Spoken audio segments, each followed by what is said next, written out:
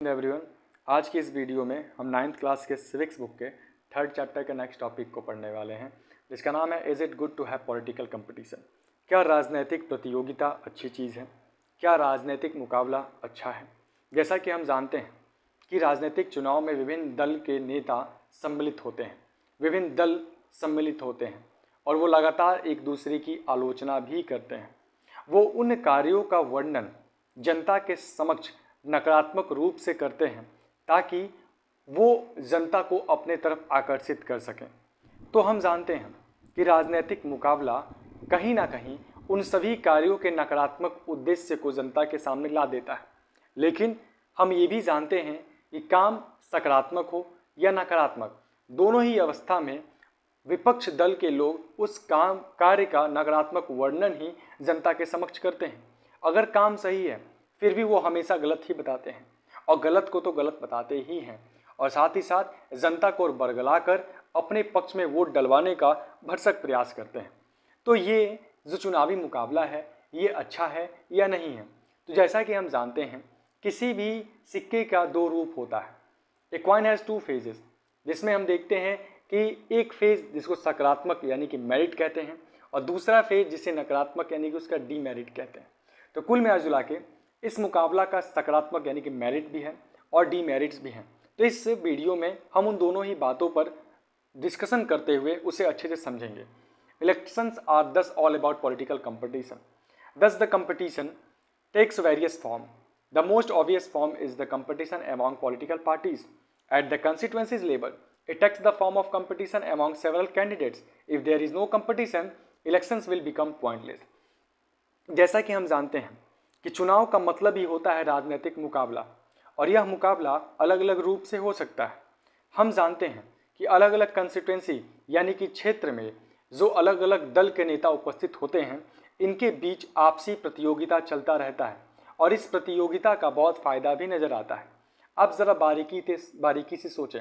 जिस क्षेत्र से आप बिलोंग करते हैं, सपोज़ करिए आप जिस गांव में रहते हैं या फिर जिस शहर जिस टाउन में रहते हैं, वहां मैं जाकर अगर वोट डालूं तो कहीं ना कहीं मैं उस क्षेत्र से अगर बिलोंग नहीं करता हूं तो वहां के लोकल चुनाव में मुझे वोट देने का अधिकार नहीं है।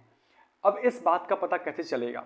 जब वहाँ के लोग प्रतियोगिता में सम्मिलित होंगे, प्रतियोगिता का अर्थ समझेंगे और जैसे ही मैं उस क्षेत्र में वोटिंग के लिए जाऊँगा तो वहाँ उपस्थित लोग जो आसपास की जनता को ना ही सिर्फ नाम बल्कि चेहरे से भी जानते हैं, तो वो तुरंत ही मुझे पकड़ लेंगे और मुझे वोट डालने से रोकेंगे और यही है उस प्रतियोगिता का फल।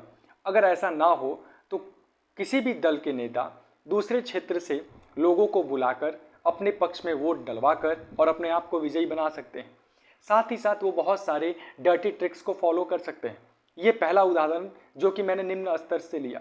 जैसा कि हम जानते हैं डर्टी ट्रिक्स का मतलब कि ऐन वक्त पर बूथ को शिफ्ट कर देना, ऐन वक्त पर लोगों के जो नेम हैं वो वोटर लिस्ट से गायब करवा देना, उसमें मिसप्रिंट करा देना या फिर कुछ ऐसी समस्याओं को खड़ा कर देना जिससे कि वहाँ पर वो लोग जो वोट देने के लिए अधिकार रखते हैं बावजूद इसके वो वोट ना दें। इस प्रकार के डर्टी ट्रिक्स भी चुनाव में फॉलो होते हैं। तो ज़रूरी है कि चुनावी मुकाबला अगर है तो चुनाव बिल्कुल फ्री और फेयर तरीके से होगा और चुनावी मुकाबला अगर नहीं है तो बेईमानी तरीके से चुनाव कराकर जिसकी लाठी उसका भैंस यानी कि जिसका पलड़ा भारी वो चुनाव में अपने आप को विजयी बना सकता है। But is it good to have political competition? लेकिन हमारा सवाल ये है कि क्या राजनीतिक मुकाबला अच्छी बात है? तो clearly an electoral competition has many demerits. तो ये बात भी सही है कि राजनीतिक मुकाबला का बहुत सारे नुकसान भी हैं। It creates a sense of disunity and factionalism in every locality. You would have heard of people complaining of party politics in your locality. Different political parties and leaders often level allegation against one another. जैसा कि हम जानते हैं कि इस चुनावी मुकाबला का नुकसान है और उस नुकसान में हम देखते हैं कि हमारा सोसाइटी, हमारा समाज, हमारे लोग अलग अलग तरीके से बढ़ जाते हैं, उन्हें बरगलाया जाता है अलग अलग स्टेटमेंट पर, जैसे कि धर्म के नाम पर, संप्रदाय के नाम पर, जाति के नाम पर, विचार के नाम पर, ऊंच नीच के नाम पर अलग अलग तरीके से लोगों को बांट दिया जाता है इस प्रतियोगिता के द्वारा ही। और ये भी देखते हैं कि बहुत सारे ऐसे लोग होते हैं जिनको कि आपने भी सुना होगा, वो कहते हैं कि ये पॉलिटिकल पार्टी ने अलग अलग तरीके से लोकेलिटी को बांटने का प्रयास किया। हमने सुना है heard of people complaining of party politics in your locality. इसको सुना है कि किस तरीके से आपके लोकेलिटी में किसी भी पार्टी के नेता अलग अलग तरीके से हथकंडे को अपनाकर लोगों को फोड़ने का काम करते हैं। Different political parties and leaders often level allegations against one another.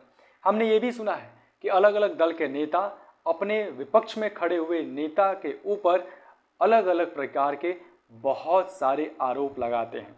वो उस आरोप से ऐसा साबित करने का प्रयास करते हैं कि हम दूध के धुले हैं और वो गंदे हैं, उन्होंने बहुत सारा गंदा काम किया है और हमारे अंदर कोई गलती नहीं है। लेकिन वास्तविकता तो यही होती है कि वो आरोप तो लगाते हैं लेकिन बावजूद इसके वो भी कोई दूध के धुले नहीं होते हैं।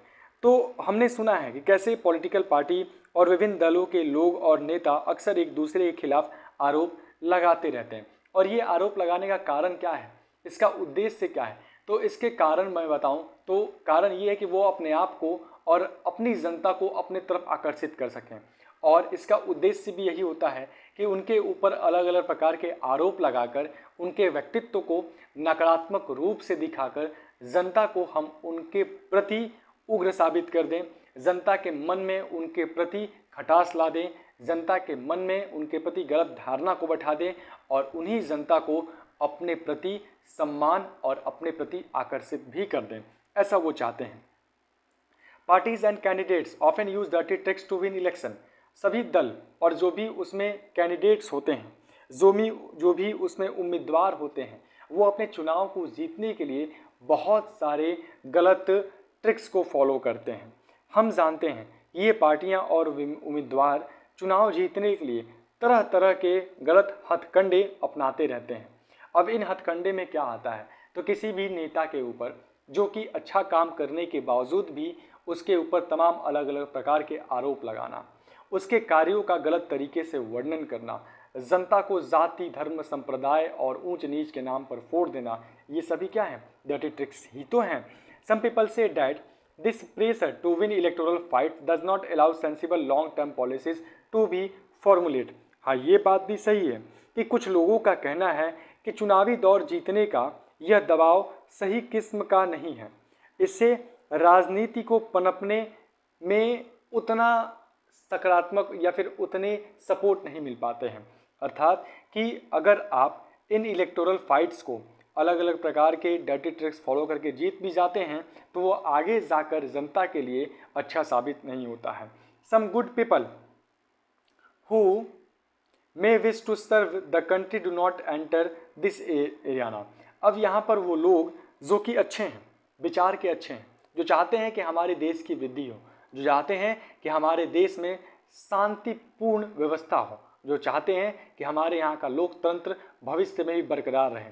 लेकिन अफसोस की बात तो ये है कि वो इस देश के राजनीति के इस गंदे क्षेत्र में कभी भी सम्मिलित होना नहीं चाहते हैं। समाज और देश की सेवा करने की चाह रखने वाले भी कई अच्छे लोग हैं हमारे यहाँ, लेकिन वो अच्छे लोग भी इन्हीं डर्टी ट्रिक्स के, इन्हीं गलत हथकंडे के कारणों से चुनावी मुकाबले में उतरने से डरते हैं। हमने देखा है लोग कहते हैं कि वो एक नेता है, उससे बात करना व्यर्थ है, या फिर हमने ये भी सुना है कि हम राजनीति में थोड़ा भी दिलचस्पी नहीं रखते हैं। अभी हमने ये भी सुना है कि अच्छे लोग राजनीति में उतरना नहीं चाहते हैं। क्यों? क्योंकि उनके मन में दूसरे के प्रति करवाहट नहीं है, उनको वो विचार उनके मन में नहीं है जिसकी सहायता से वो लोगों को जाति संप्रदाय के नाम पर बांट पाए, या फिर उनके मन में ये विचार नहीं है कि वो यहाँ के लोगों को जाति संप्रदाय में बांटकर आपस में ही लड़वाते रहें। और इन्हीं डर्टी ट्रिक्स के कारण अच्छे लोग भी हमारे यहाँ के राजनीतिक व्यवस्था में आने से डरते हैं। They do not like the idea of being dragged into unhealthy competition। वो सभी लोग जो हैं जो कि राजनीतिक दल में विकास तो चाहते हैं लेकिन उतरना नहीं चाहते हैं, उन्हें इस मुश्किल और बेढंग की जो लड़ाई है इसमें उतरना बिल्कुल भी अच्छा नहीं लगता। वो अपने आप को नहीं चाहते कि इस प्रकार के गंदे नाले में उतार कर और अपना समय व्यर्थ करें। लेकिन कहीं ना कहीं अगर देखा जाए तो अगर हमें कीचड़ की सफाई करनी है तो गंदगी में उतरना ही पड़ता है, गंदा होना ही पड़ता है। आवर कॉन्स्टिट्यूशन मेकर, तो ये हमने देख लिया डिसएडवांटेज और डिमेरिट था। Our constitution maker were aware of this problem, और जो हमारे संविधान निर्माता थे वो इस समस्या से भली भांति परिचित थे। जो हमारे संविधान निर्माता हैं इन समस्याओं के प्रति बहुत सचेत थे। Yet they opted for free competition in elections as the way to select our future leader, इसीलिए उन्होंने इस बात पर भी विचार विमर्श किया और सतर्कता दिखाया कि कैसे हम अपने आप और अपने यहाँ के चुनावी मुकाबले को सकारात्मक रूप दे सकते हैं, ताकि वो चुनावी मुकाबला अच्छे तरीके से हो पाए, बिल्कुल स्वतंत्र और स्वच्छ तरीके से हो पाए, जिसके द्वारा लोग अपने भविष्य के अच्छे नेता का चयन कर पाएँ। तो हमारे संविधान निर्माता इन सभी समस्याओं के प्रति सचेत होकर चिंतन करके विचार विमर्श करके उन्होंने भविष्य के नेताओं के चुनाव के लिए मुक्त चुनावी मुकाबलों का भी चयन किया है। They did so because the system works better in the long run. उन्होंने सिर्फ और सिर्फ इसीलिए इस चुनावी मुकाबले को अच्छा रूप देने का प्रयास किया ताकि ये चुनावी मुकाबला, ये लोकतांत्रिक व्यवस्था, ये शांतिपूर्ण व्यवस्था, ये शांतिपूर्ण समाज, ये लोकतांत्रिक समाज लंबे समय तक भविष्य में टिका रहे। उन्होंने ऐसा सिर्फ और सिर्फ इसीलिए किया क्योंकि लंबे समय तक ये रूप चलता रहे और बेहतर व्यवस्था देने का काम करता रहे। In an ideal world, all political leaders know what is good for the people and are motivated only by a desire to serve them. और जैसा कि हम जानते हैं, इस आदर्श दुनिया में ही सभी राजनीतिक नेताओं को पहले से ही ये बात ज्ञात होता है कि लोगों का हित किन चीज़ों में है, और ये सभी नेता लोगों की सेवा करने की प्रेरणा से ही राजनीति में आते हैं। हमारे यहाँ के जो भी अलग दल के नेता हैं उन्हें भली भांति ये बात पता होता है कि किस प्रकार से हम अपने जनता को आगे बढ़ा सकते हैं, किस प्रकार से हम अपने लोकतांत्रिक व्यवस्था को और भी मजबूत कर सकते हैं, और इसी इच्छा से प्रेरित होकर वो राजनीति में अपने आप को लाने का भरसक प्रयास करते हैं और उतारते भी हैं। Political competition is not necessary in such an ideal world, but that is not what happens in real life. Political leaders all over the world like all other professionals are motivated by a desire to advance their political careers. अब जैसा कि हम जानते हैं कि असल जीवन में ऐसा बिल्कुल नहीं होता है क्या कि जो लोग जनता की सेवा करने के लिए राजनीति में उतरने की प्रेरणा लेते हैं, लेकिन इस प्रकार से आगे चलकर हमें इसमें भी कई कमियां देखने को मिलती हैं। दुनिया भर के सभी नेता को अन्य पेशों, अन्य प्रोफेशन, अन्य व्यापार के लोगों के समान आगे बढ़ने की, अपना करियर बनाने की भी चिंता होती है।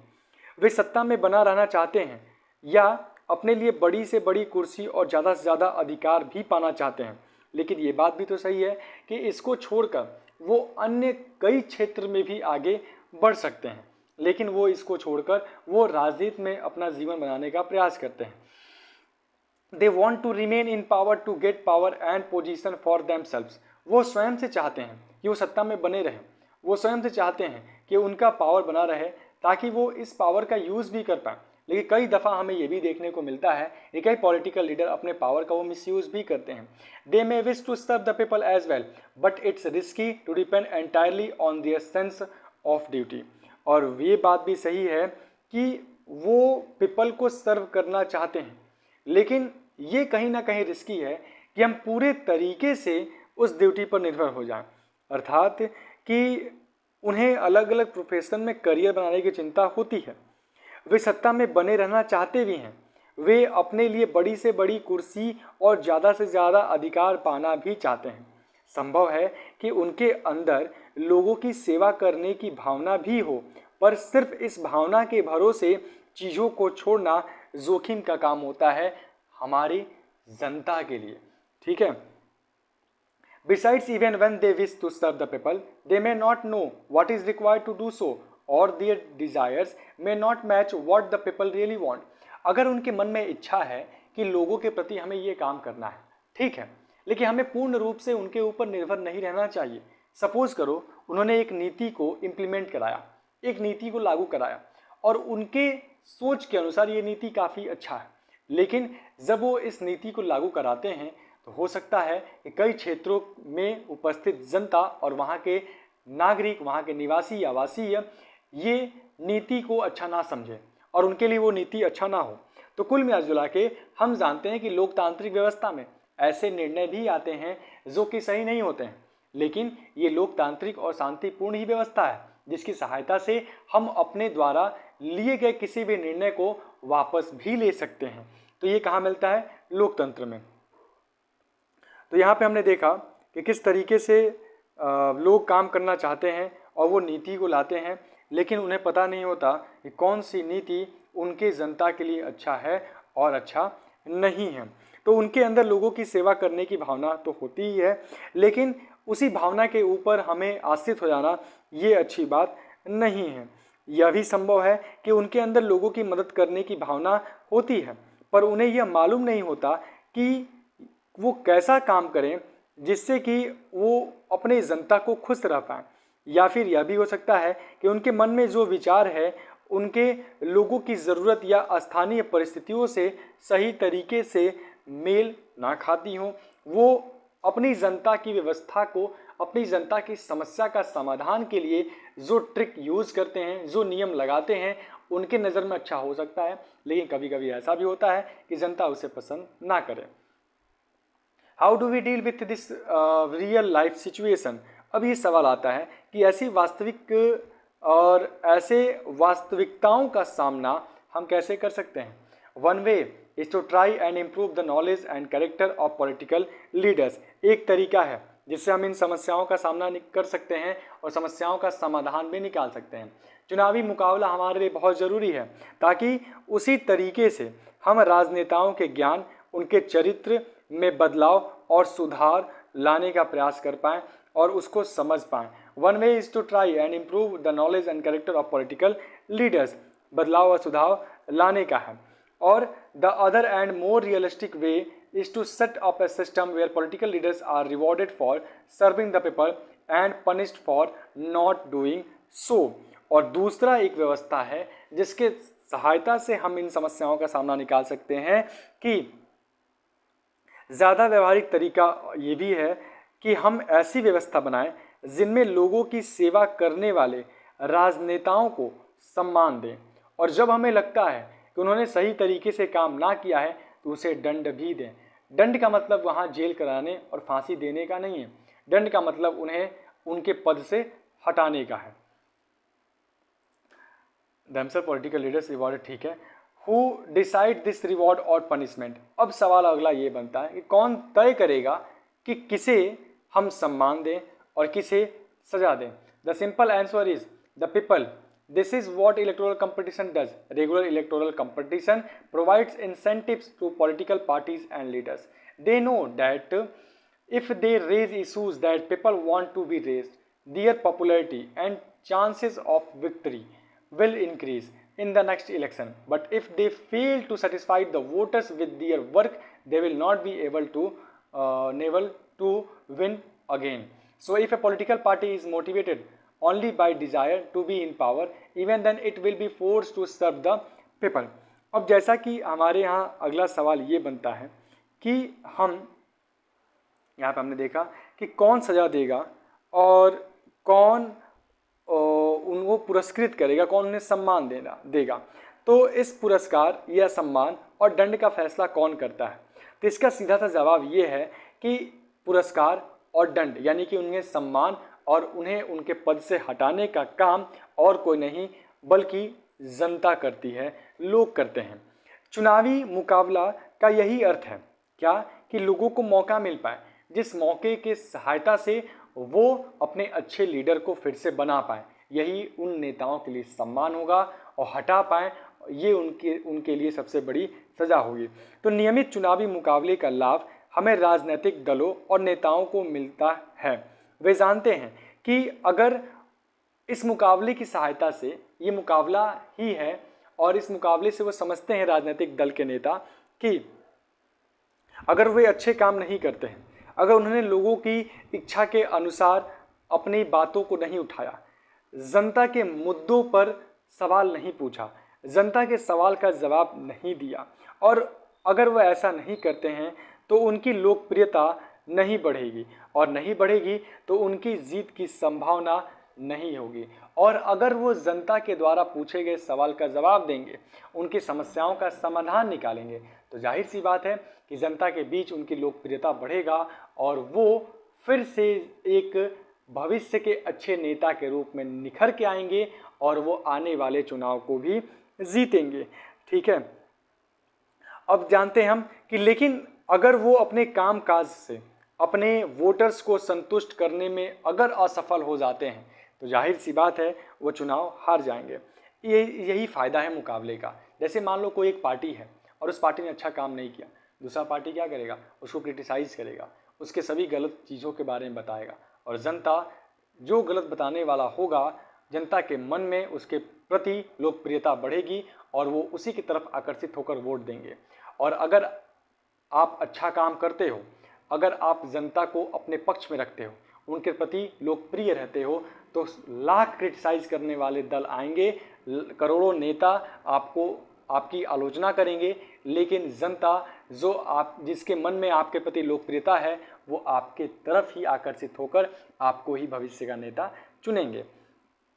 तो इस तरह यदि कोई राजनीतिक पार्टी सिर्फ सत्ता में आने की इच्छा से ही आगे आई है तो भी उसे मजबूरन जनता की सेवा करनी होगी। हम जानते हैं कि मुकाबला अगर नहीं होता तो जनता और या फिर जो नेता जनता की सेवा करने के उद्देश्य से आए हैं, लेकिन उनके मन में आएगा तो करेंगे और नहीं भी करेंगे। इसीलिए जब उनको फिर से भविष्य के रूप में भविष्य में फिर से उन्हें चुनाव को जीतना है तो जाहिर सी बात है कि उन्हें जनता की सेवा करना पड़ेगा। समझ में आ गया? आगे आते हैं, कुछ इसी ढंग से हम देखते हैं। अब यहाँ पे कुछ एग्जांपल्स हमें दिया जाएगा। This is a bit like the way market works. Even if a shopkeeper is interested only in his profit, he is forced to give good service to the customers. If he does not, the customers will go to some other shop. अब मैं बाजार के उदाहरण की सहायता से आपको समझाने का प्रयास करता हूँ कि चुनावी मुकाबला कैसे ज़रूरी है। सपोज करो आप मार्केट में जाते हो और कोई सामान आपको खरीदना है, या फिर बहुत सारे सामान को आप खरीदते हो हर एक दिन, तो जाहिर सी बात है कि जिस दुकान से आप सामान लेंगे उस दुकान का दुकानदार आपको अच्छे सामान देकर आपको अपने दुकान के प्रति आकर्षित करेगा। अगर वो ऐसा नहीं करता है, आपको गलत सामान देता है, आपसे मिसबिहेव करता है, गलत धारणा आपके प्रति रखता है, तो कहीं ना कहीं आप उस दुकान को छोड़कर दूसरे दुकान पे चले जाएंगे। ठीक उसी प्रकार से राजनीतिक मुकाबले में है, अगर कोई दल अच्छा काम नहीं करता है तो जनता किसी और दल को अपने शासक के रूप में भविष्य में चुनकर लाएगी। इसलिए अगर आप चाहते हैं कि आप हमेशा इस मुकाबले में आगे रहें तो आपको जनता को खुश करना पड़ेगा। ठीक उसी प्रकार से जिस प्रकार एक दुकानदार अपने ग्राहक को हमेशा खुश रखने का भरसक प्रयास करता है। Similarly, political competition may cause divisions and some ugliness, but it's finally had to force political parties and leader to serve the people. इस तरीके से हम कह सकते हैं कि राजनीतिक मुकाबले से संभव है कि कुछ भेदभाव पनपते हैं और लोगों में आपसी मत मुटाव पैदा भी होता है, लेकिन आखिरकार इससे राजनीतिक दल और इसके नेता लोगों की सेवा करने के लिए बाध्य होते हैं। तो जहां एक तरफ हमने राजनीतिक मुकाबले के नुकसान के बारे में समझा कि किस प्रकार से लोग कई भागों में बट जाते हैं, लेकिन उसका एक सकारात्मक रूप हमें देखने को मिलता है कि बटने के साथ साथ वही राजनीतिक दल के नेता अच्छा काम करने का भी प्रयास करते हैं। तो हम जानते हैं एक सिक्के का दो रूप होता है, एक कॉइन का दो फेज होता है। ठीक उसी प्रकार से हर एक चीज़ों के एक एडवांटेज भी होता है, एक डिसएडवांटेज, यानी कि एक लाभ भी होता है तो दूसरा हानि भी होता है। तो जहाँ पर हमें राजनीतिक मुकाबले का नुकसान देखने को मिलता है, वहीं बहुत हद तक हमें राजनीतिक मुकाबले का फ़ायदा भी देखने को मिलता है। That's all for today. Thank you so much.